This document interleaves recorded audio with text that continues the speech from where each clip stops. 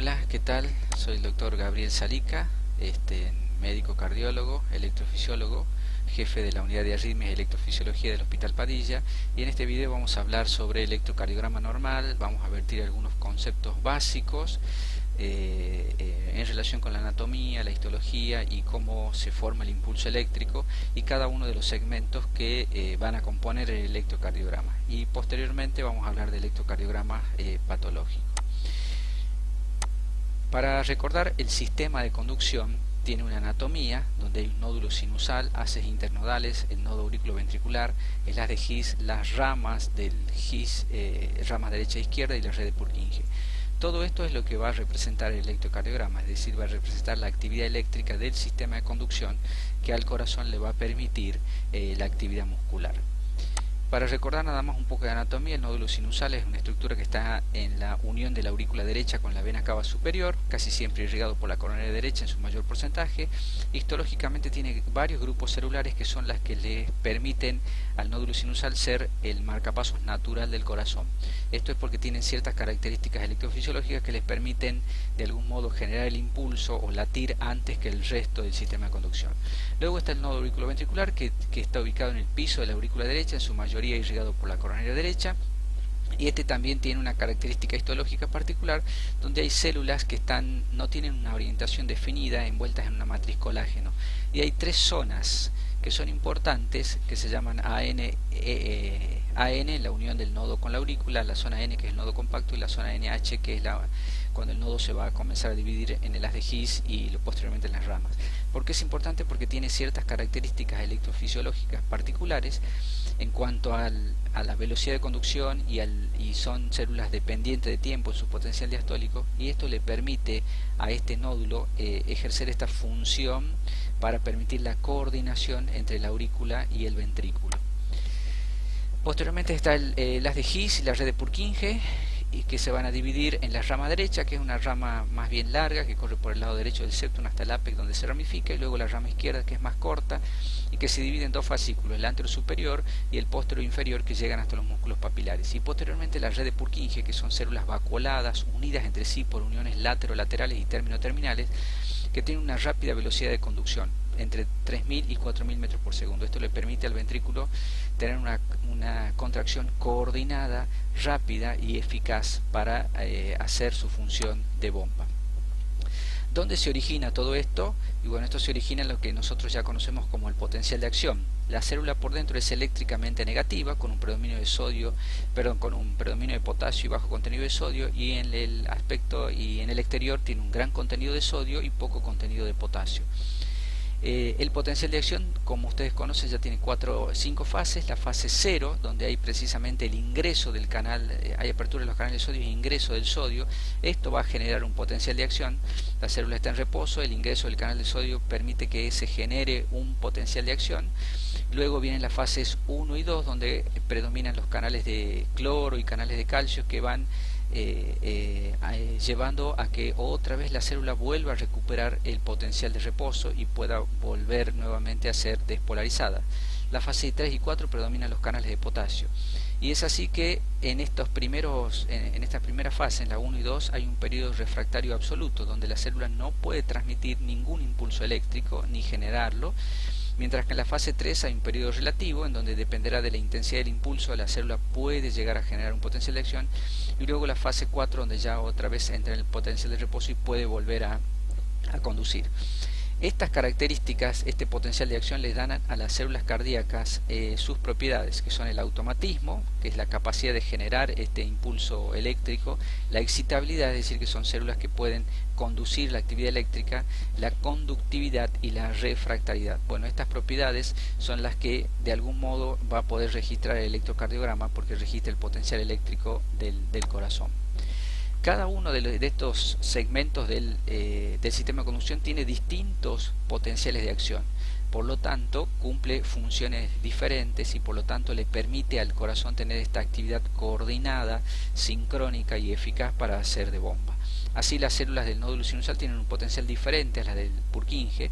Estas tienen una pendiente de despolarización un poco más lenta, pero tiene una despolarización diastólica espontánea, lo que les permite al nódulo sinusal generar espontáneamente el impulso y poder transmitirlo al resto del sistema de conducción.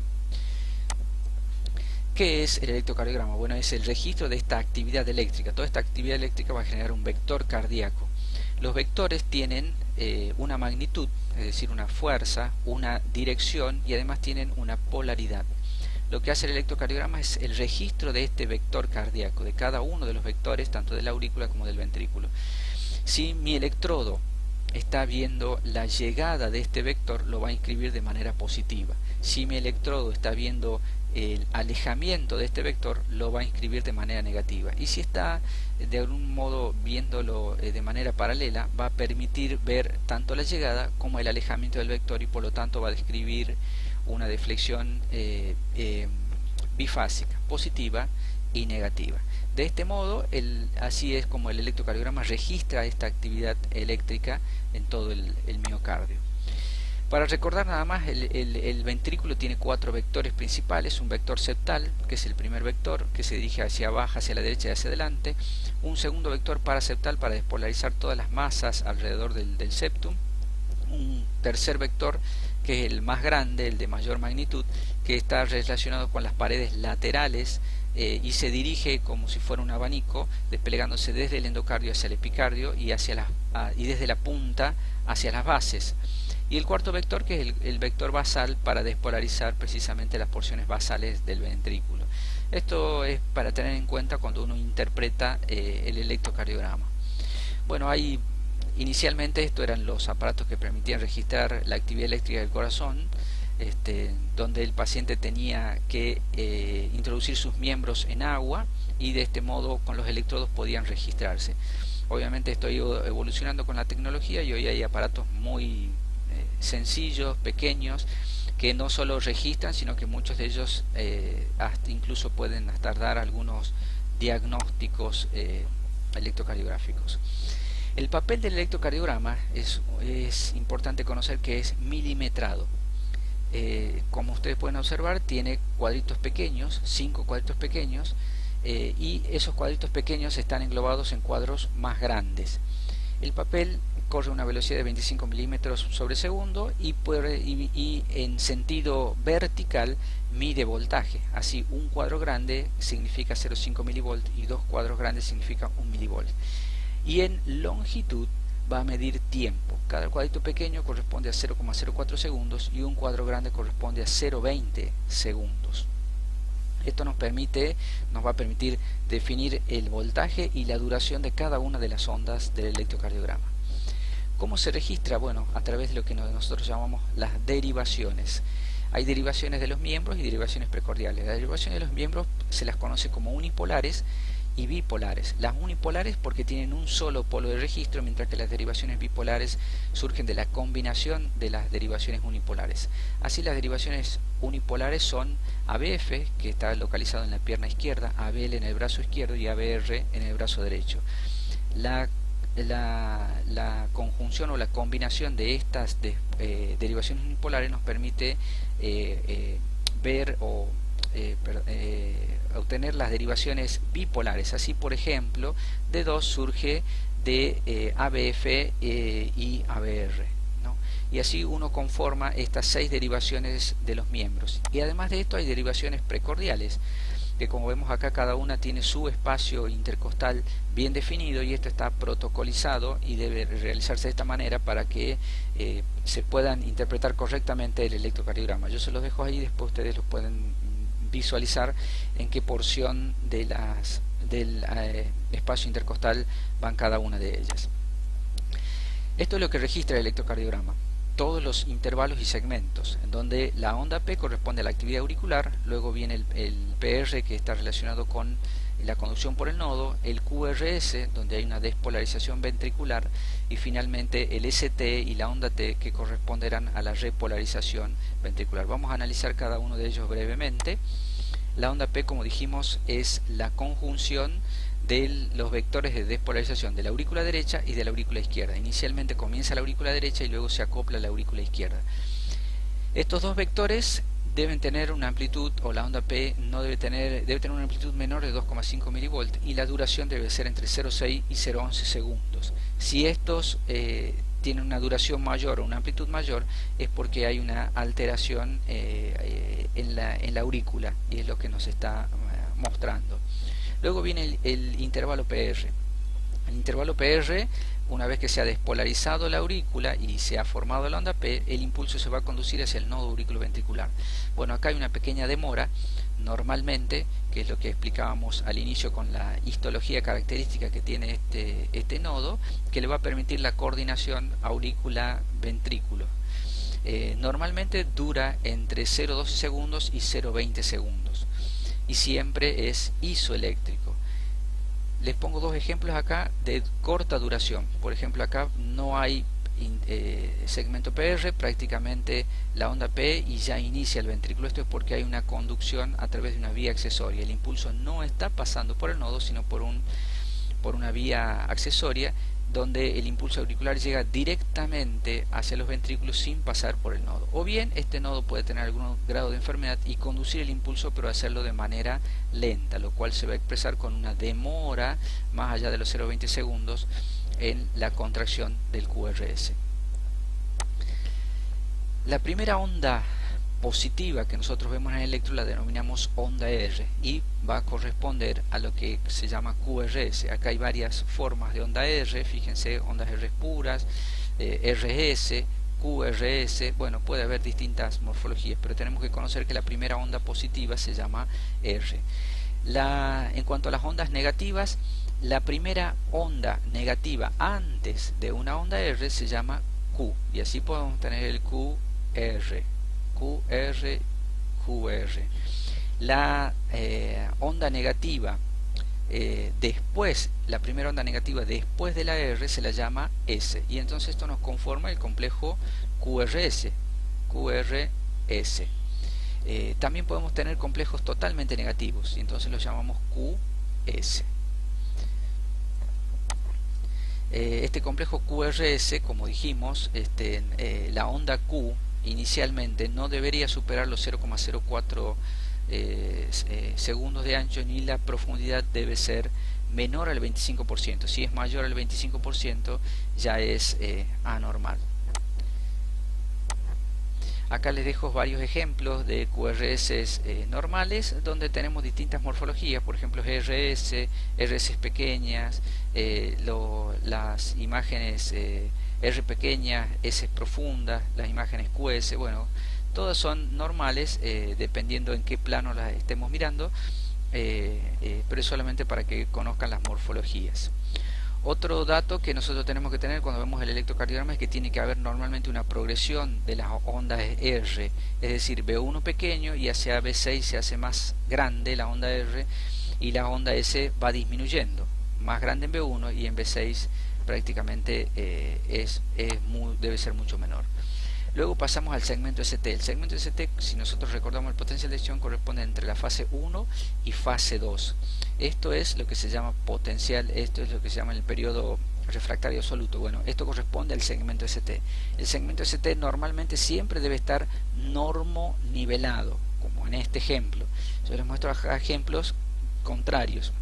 Fíjense cómo el ST acá no está normonivelado, sino está supradesnivelado, como puede pasar en un infarto, y en este caso, en estas caras, está infradesnivelado, está hacia abajo.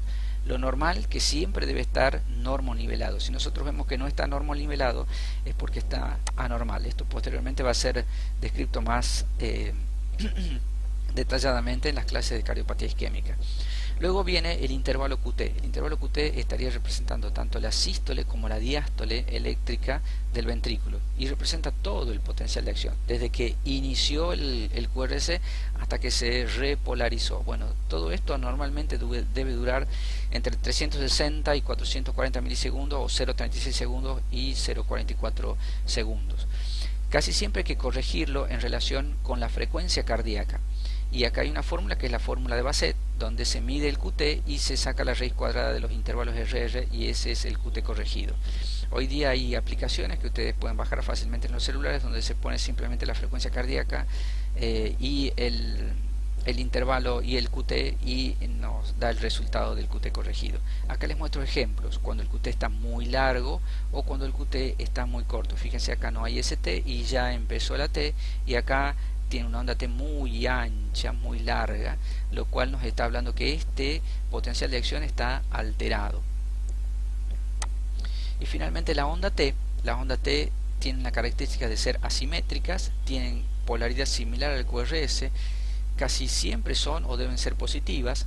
Cuando son negativas son anormales, salvo en ABR, que siempre es negativo. Y acá les muestro distintos tipos de ondas T, pero hay que recordar que deben ser positivas, solo es negativa en ABR. Hay otra onda, que es la onda U. Bueno, esta onda U es poco frecuente de verla, se la ve con frecuencias cardíacas menores de 80 latidos por minuto, casi siempre son visibles en las precordiales derechas y estarían representando para algunos la repolarización de los músculos papilares. Bueno, simplemente es para que la conozcamos y no confundamos con que pudiera ser una onda P, por ejemplo. Algo que nos permite ver el electrocardiograma es el eje eléctrico. El eje eléctrico es el resultado de este vector, de la conjunción de estos vectores que nos van a orientar sobre la dirección del vector, y están relacionados con algunas patologías que pueden desviar este vector precisamente por crecimiento de alguna de las cavidades. El eje eléctrico casi siempre se saca del QRS, pero uno puede también sacarlo de la onda P. Y acá en esta especie de reloj nos permitiría localizar a dónde está el eje eléctrico. Hay que tomar las derivaciones de 1 y ABF. ABF nos permitiría decir si está hacia la derecha o hacia la izquierda, y D1 nos permitiría decir si es negativo o positivo el eje. Así, de este modo, para sacar el eje eléctrico hay varias maneras. Yo les voy a decir dos que son bastante sencillas. Es localizar D1 y ABF. D1 y ABF me van a encuadrar en qué cuadrante precisamente voy a estar con el eje eléctrico. Así, si D1 es positivo y ABF es positivo, este eje eléctrico está localizado en este sector, entre 0 grados y más 90, que es normal. Si D1 es negativo, perdón, D1 es positivo y ABF es negativo, nos va a localizar en este sector, es decir, va a estar desviado a la izquierda. Lo que yo tengo que hacer es mirar D1 y ABF, y luego podría buscar cuál es el complejo dentro del electrocardiograma, dentro de la derivación de los miembros, que es isodifásico, es decir, que tiene una deflexión positiva y negativa, y el perpendicular a esa deflexión negativa, positiva negativa, nos va a decir la localización exacta del eje. Ejemplo: si D1 es isodifásico, el perpendicular a D1 es ABF. Yo estoy diciendo que está en 90 grados, ¿sí? O si ABF es isodifásico, el perpendicular a ABF es D1, está en 0 grados. Y así podría dar varios ejemplos más. Otro método bastante sencillo es trazar una línea tangencial entre D1 y ABF.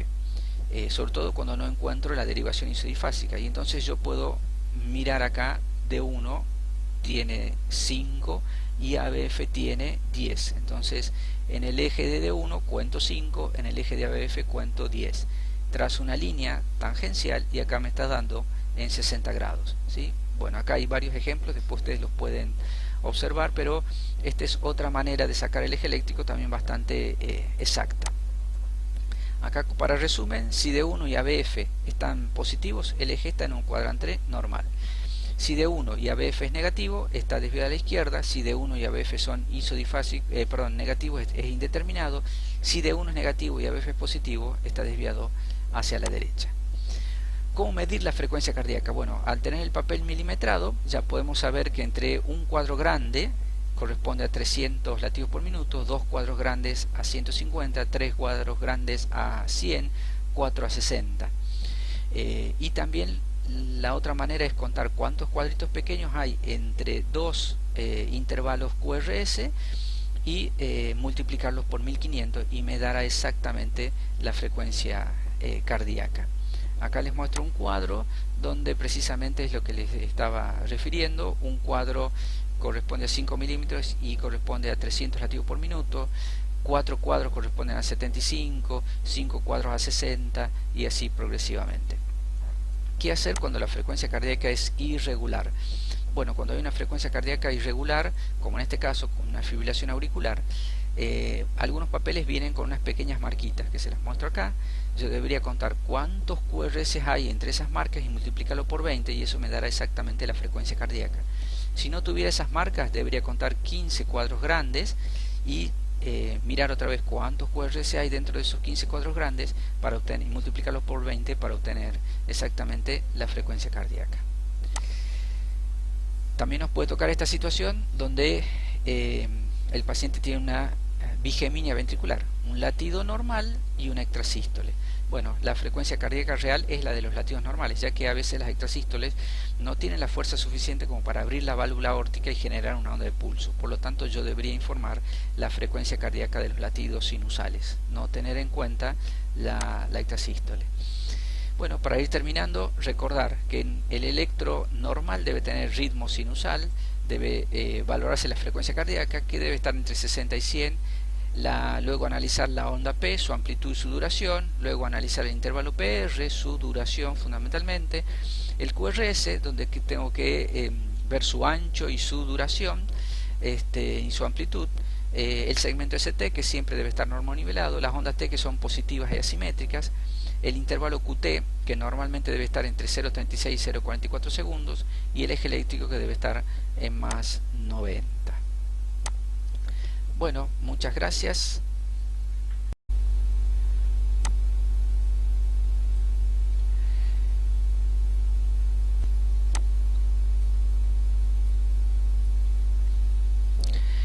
Muy bien, vamos a continuar con el electrocardiograma patológico y también vamos a vertir algunos conceptos. Estos conceptos van a estar relacionados con que el electrocardiograma nos podrá mostrar las alteraciones en las cavidades cardíacas, los trastornos de conducción del sistema de conducción precisamente, alteraciones en la circulación coronaria y también el medio interno. Vamos a referirnos específicamente a estas patologías, a estas alteraciones que pueden ser vistas y son manifestadas por el electrocardiograma. Vamos a hablar del crecimiento auricular. Bueno, el crecimiento de las cámaras auriculares, si nosotros recordamos, había un vector en la aurícula derecha y un vector en la aurícula izquierda. La unión de esos dos vectores era lo que iban a conformar la onda P.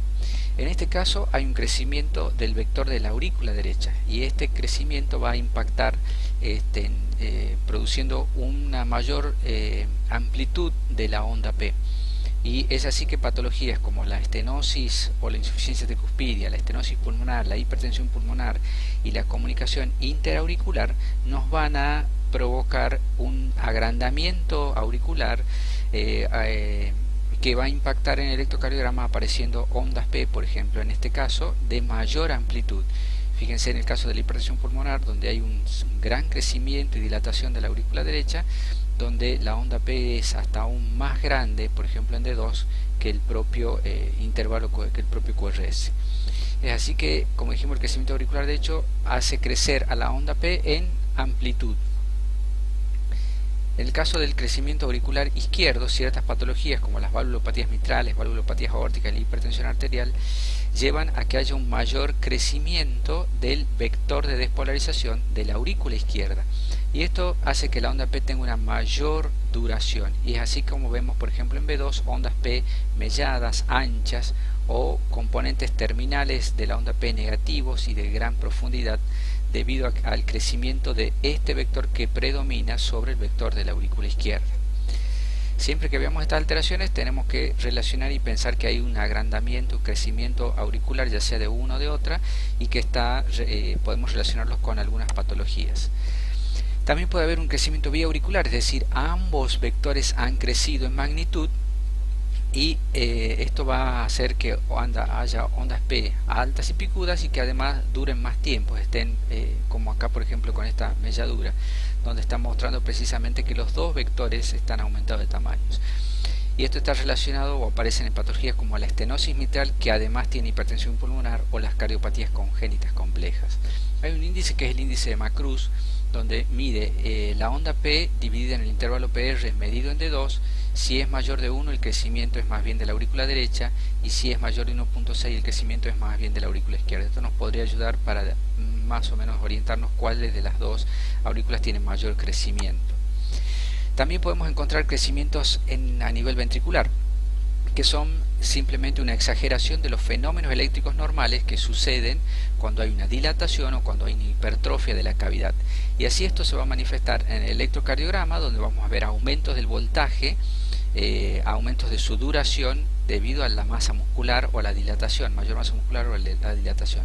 Y también va a tener repercusión en la repolarización, donde vamos a encontrar repolarizaciones anormales en el ST, en la onda T, y también va a cambiar el eje eléctrico. Si nosotros recordamos estos vectores, bueno, la exageración de estos vectores que van a conformar un vector único es lo que va a manifestarse en el electrocardiograma. Veamos el caso del crecimiento del ventrículo izquierdo. Bueno, el complejo QRS va a tener aumento de voltaje, y acá vamos a encontrar en las derivaciones de los miembros, por ejemplo, R altas en D1 y en ABL, mayores de 1.4 y 1.6 respectivamente, ondas altas R en ABF mayor de 2.0, y también en las precordiales, ondas R altas en B5, en B6 y S profundas en B1. También hay un aumento en la duración del QRS. El QRS es ligeramente más ancho, con ondas R empastadas, que podemos encontrar debido a que hay un aumento de la masa muscular, como por ejemplo en este caso una hipertrofia del ventrículo izquierdo, y esto va a tener estas manifestaciones con la gente R alta en B6, S profunda en B1, las ondas R alta en D1 y en ABL. Y como dijimos, la repolarización también se altera. Hay ondas, generalmente ondas T negativas, que están presentes en estas derivaciones que hemos mencionado. Y también el eje eléctrico se altera porque estará desviado hacia la izquierda, porque hay un gran vector, hay una gran magnitud del ventrículo izquierdo. Acá, por ejemplo, tenemos un electro típico de hipertrofia ventricular izquierda, donde hay un aumento de la masa muscular, como puede ocurrir en una estenosis aórtica, o una hipertensión arterial o una miocardiopatía hipertrófica, y observamos cómo hay ondas R altas en D1, S profundas en B1, ondas R altas en B6, y observen también cómo la repolarización es anormal, como hay ondas T negativas precisamente en estas derivaciones que están viendo gran parte del ventrículo izquierdo. Hay ciertos criterios y tablas que se han hecho para decir si el ventrículo hay hipertrofia o un crecimiento ventricular.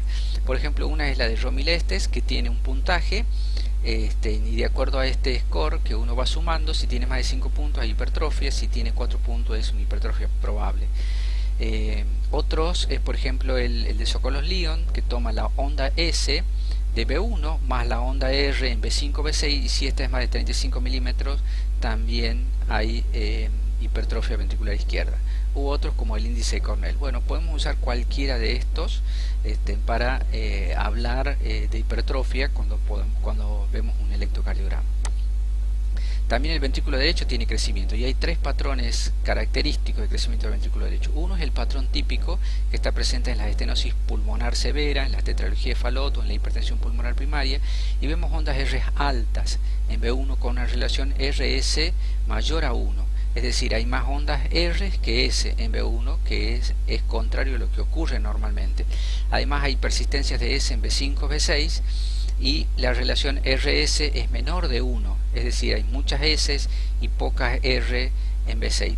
Esto se contrapone a lo que es normalmente, y esto es debido a que acá el vector que más ha aumentado es el vector del ventrículo derecho, y por eso vamos a encontrar que esto está manifestando que el eje está desviado a la derecha, y por eso el eje del QRS está en más 110 y más 180, y también se acompaña con trastornos de repolarización en las precordiales derechas, sobre todo B1 y B2.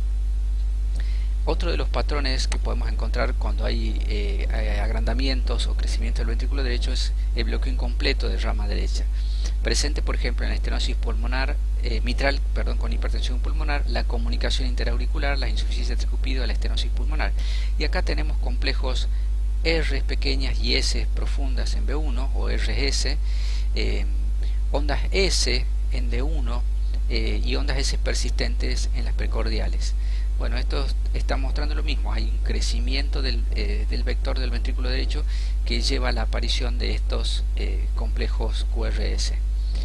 Y hay un tercer patrón, que es el patrón que está presente en los pacientes con EPOC.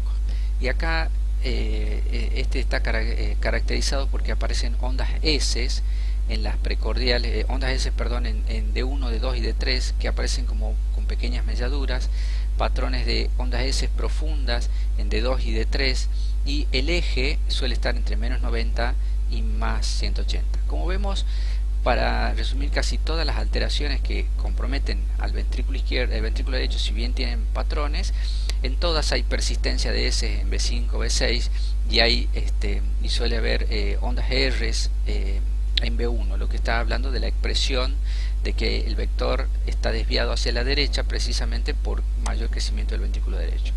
Otros patrones que podemos encontrar, por ejemplo, en la dilatación aguda del ventrículo derecho por TEP, es el conocido patrón S en D1, Q en D3 y T negativa en D3 precisamente. El S1, QT, Q3, T3. Esto está relacionado con la dilatación aguda del ventrículo derecho por un tromboembolismo pulmonar, que va a dar este tipo de expresiones en el electrocardiograma.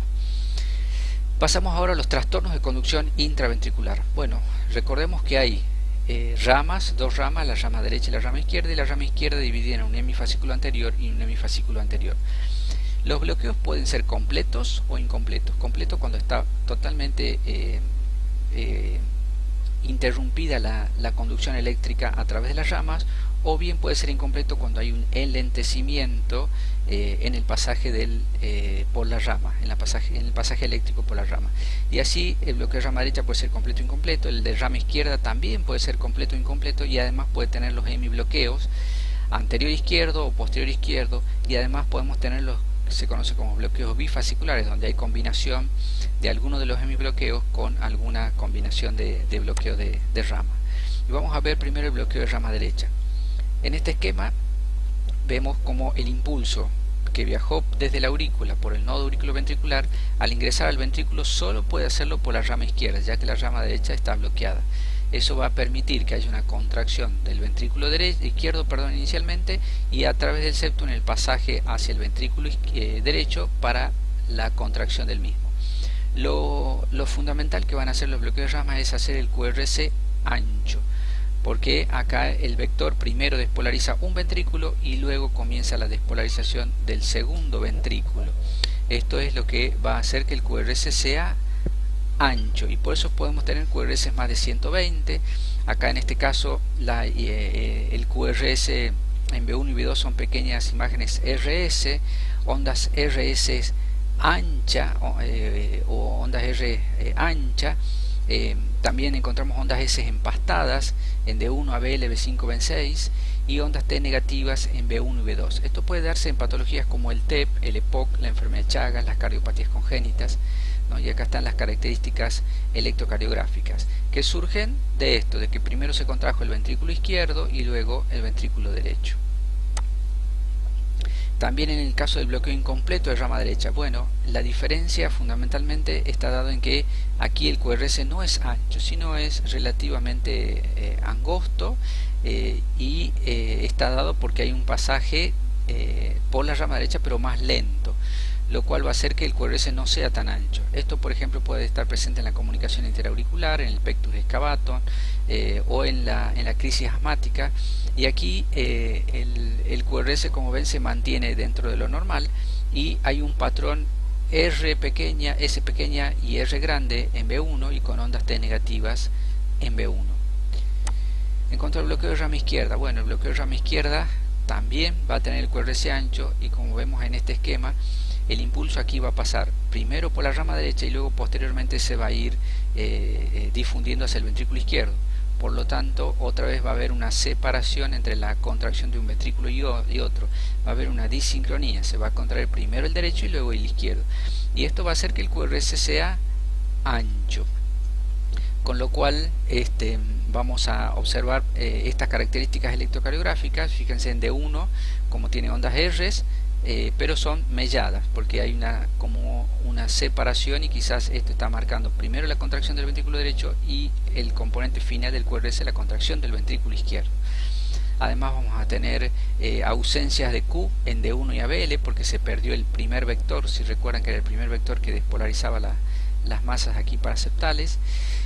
Y además vamos a tener ondas T negativas que van a acompañar a este trastorno de conducción en D1, en ABL, en B5, B6. Esto podemos encontrarlo en las miocardiopatías dilatadas, en algunas valvulopatías crónicas, en las cardiopatías hipertróficas, en la cardiopatía hipertensiva o en enfermedades degenerativas como la de Leber o la de Lenegre.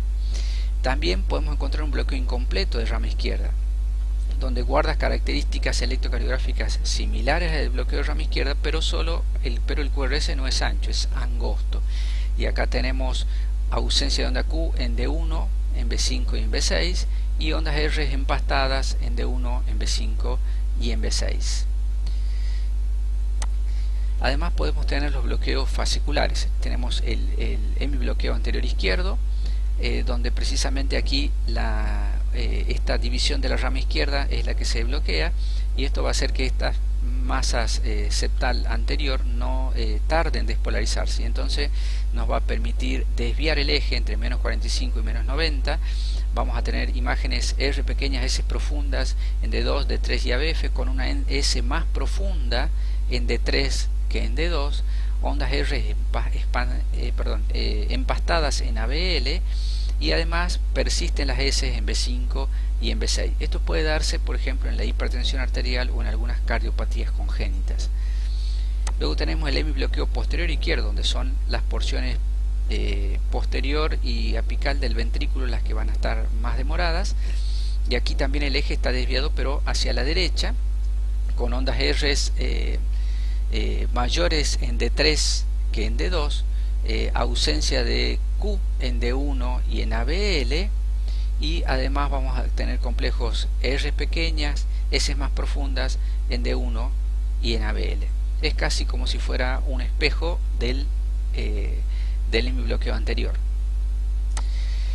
También podemos tener combinaciones de los bloqueos, bloqueo de rama derecha con hemibloqueo anterior izquierdo, y aquí va a tener expresión tanto la rama derecha en su bloqueo, por eso el QRS es ancho, el eje va a estar desviado a la izquierda por el hemibloqueo, y vamos a encontrar las S profundas en B5 y en B6, y los complejos R pequeñas, S grandes en D2, D3 y ABF. Es decir, es un bloqueo de rama derecha con una asociación del hemibloqueo anterior izquierdo. Y este es uno de los patrones más característicos de la enfermedad de Chagas, también las enfermedades degenerativas del sistema de conducción, algunas cardiopatías congénitas y también la cardiopatía hipertensiva.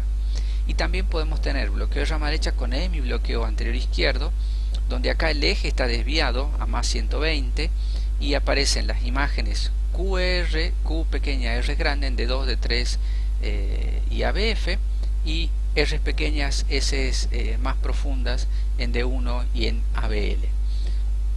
Otra vez se conserva como el patrón de bloqueo de rama derecha asociado al hemibloqueo posterior izquierdo. Hay otro bloqueo que se lo conoce como enmascarado estándar, donde si nosotros observamos parece una imagen de bloqueo de rama izquierda en la derivación de los miembros, e imagen de bloqueo de rama derecha en las derivaciones precordiales. Bueno, en realidad hay muchas teorías, pero algunas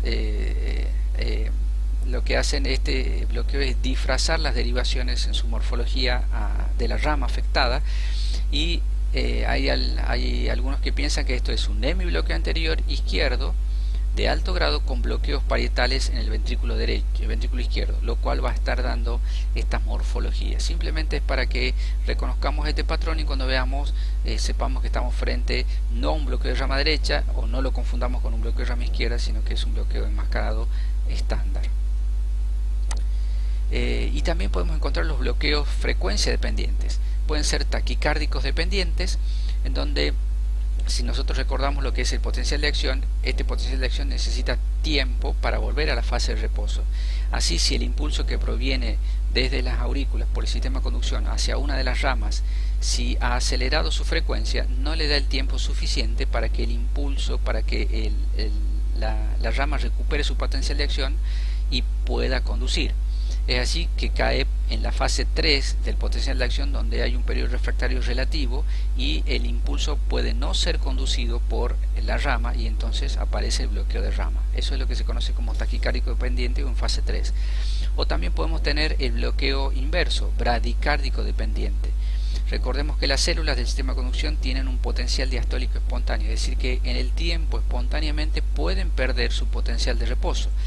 Y es así que si hay la frecuencia cardíaca desciende lo suficiente, puede afectarse la rama, y cuando viene el impulso desde la aurícula recorriendo el sistema de conducción, al llegar a la rama encuentra que ésta no tiene el potencial de acción suficiente como para conducir el impulso porque lo ha perdido, y entonces aparece el bloqueo de rama. También el electrocardiograma nos puede dar una idea de la circulación coronaria. Así, pequeñas lesiones pueden expresarse con alteraciones en las ondas T, como ondas T negativas, o cuando hay una importante lesión, una isquemia subendocárdica, pueden manifestarse con infradesnivel del ST, o los síndromes coronarios agudos, donde puede haber obstrucciones casi totales con supradesnivel del ST. Así, cuando hay una lesión subepicárdica, que toma toda la pared del miocardio, hay supradesnivel del ST, y cuando solo toma parcialmente la pared, puede haber infradesnivel del ST. Esto será explicado más detenidamente en las clases de cardiopatía isquémica. Pero para que vamos a tener una idea, la isquemia subendocárdica tiene una onda T simétrica invertida, la isquemia subendocárdica puede tener ondas T simétricas hiperagudas, la lesión subepicárdica habla de un ST sobreelevado, la subendocárdica puede tener un ST deprimido, y obviamente la necrosis tiene una onda Q que generalmente es más del 25% de la altura del QRS. Y nosotros, conociendo dónde se presentan estas alteraciones, podemos hablar de qué pared está afectada en el miocardio y relacionarlo con la arteria culpable. Así, B1 y B2 hablan de una localización septal, y la arteria que está irrigando esa zona es la descendente anterior. B3 y B4 también es la localización anterior, y también acá está presente la descendente anterior. D1, ABL, B5 y B6 hablan de la cara lateral alta y baja, y esta generalmente es irrigada por la circunfleja. Lesiones en D1, ABL y de B1 a B6 está hablando de una lesión, localización anterior extensa, y compromete precisamente a la descendente anterior. Y D2, D3 y ABF, que hablan de la cara inferior, estaríamos hablando de unas lesiones en la córnea derecha o la circunfleja. Y finalmente las alteraciones electrolíticas, en donde tenemos que recordar que los electrolitos son importantes en el intervalo QT, en la despolarización y en la repolarización del ventrículo. Y así debemos recordar para facilidad que la hipercalemia y la hipercalemia y la hipercalcemia ambas provocan alteraciones en la onda T, y una de ellas acorta el QT, mientras que la hipocalemia y la hipocalcemia ambas prolongan el QT. Es decir, para que nos podamos recordar, las que son hipo prolongan el QT, sea calcemia o sea calemia, mientras que las que son hiper más bien alteran la onda T y pueden acortar el intervalo QT. Espero que estos conceptos les sean útiles, y desde ya muchas gracias.